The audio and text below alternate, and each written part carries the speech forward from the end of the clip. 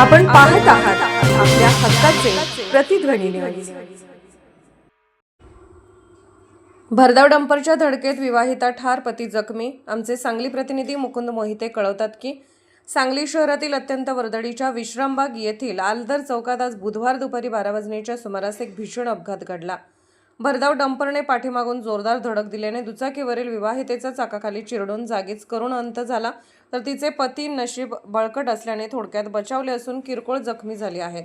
सविता दीपक चव्हाण व 39 राहणार कसबे डिग्रस तालुका मिरज असे अपघातात ठार झालेल्या दुर्दैवी महिलेचे नाव आहे. तर तिचे पती दीपक प्रकाशराव चव्हाण हे अपघातात जखमी झाले आहेत.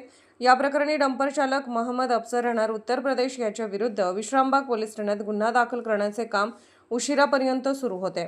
याबाबत पोलिसांकडून मिळालेली अधिक माहिती अशी की चव्हाण दाम्पत्य आपल्या दुचाकीवरून MH10 EB 2799 विश्राम भागातून जात होते. दुपारी 12च्या सुमारास ते आलदर चौकात आले असता पाठीमागून आलेल्या भरधाव डंपरने KA 28 AA 3927 यांच्या दुचाकीला हुलकावणी देत कट मारला.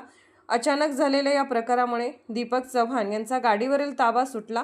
यावेळी सविता या रस्त्याच्या बाजूला पडल्या आणि थेट डंपरच्या मागील चाकाखाली आल्या.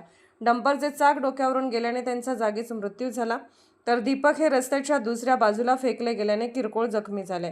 हा अपघात आलदर चौक या गजबजलेल्या ठिकाणी घडल्याने घटनास्थळी नागरिकांनी एकच गर्दी केली होती.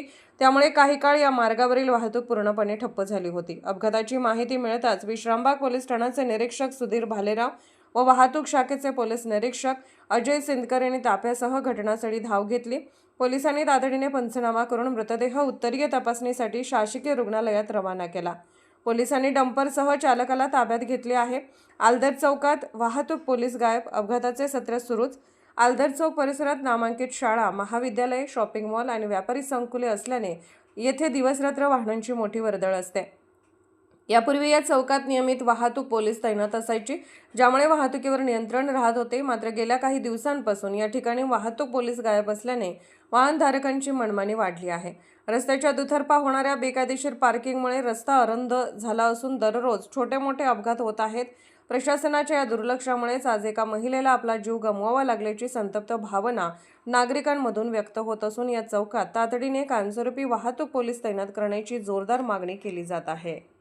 आपण पाहत आहात प्रतिध्वनी चॅनल. अशाच बातम्या पाहण्यासाठी आमच्या चॅनलला सबस्क्राईब करा आणि बेल आयकॉनवर क्लिक करा.